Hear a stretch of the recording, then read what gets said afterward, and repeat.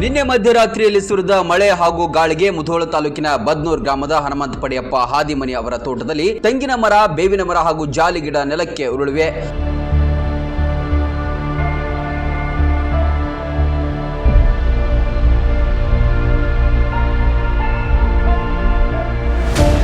ಅಪಾರವಾದ ಬೆಳೆ ನಷ್ಟವಾಗಿದೆ. ತೋಟದಲ್ಲಿ ಕಬ್ಬು ಹಾಗೂ ಗೋವಿನ ಜೋಳ ಇದ್ದು ಮಳೆ ಹಾಗೂ ಗಾಳಿಯ ಪರಿಣಾಮದಿಂದ ಬೆಳೆಯು ನೆಲಕಚ್ಚಿದೆ. ಕಬ್ಬಿನ ಬೆಳೆ ಈಗ 5 ತಿಂಗಳಾಗಿದ್ದು ಎಲ್ಲವೂ ಹಾಳಾಗಿದೆ.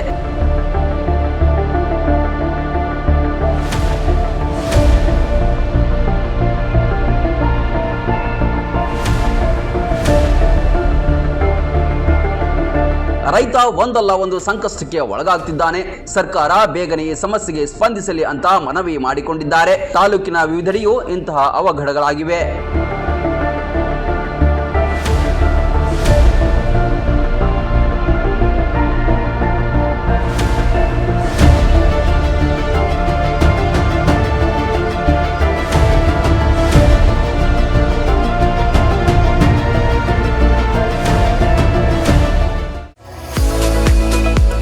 ಮುಧೋಳದ ಪ್ರತಿಷ್ಠಿತ ಶಿಕ್ಷಣ ಸಂಸ್ಥೆ Shri Sangamnath international CBSE English medium ಮತ್ತು ಕನ್ನಡ ಮಾಧ್ಯಮ ಸ್ಕೂಲಿನಲ್ಲಿ ಅಡ್ಮಿಷನ್ ಆರಂಭವಾಗಿದೆ.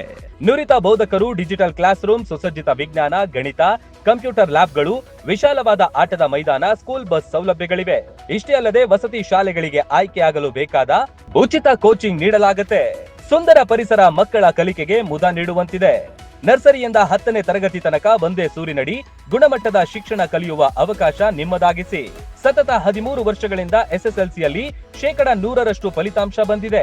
ಕ್ರೀಡೆ ಹಾಗೂ ಸಾಂಸ್ಕೃತಿಕ ಕಲಿಕೆಗೂ ಹೆಚ್ಚಿನ ಒತ್ತು ಕೊಡುತ್ತೇವೆ. ನಿಮ್ಮ ಮಕ್ಕಳ ಉಜ್ವಲ ಭವಿಷ್ಯವೇ ನಮ್ಮ ಗುರಿ.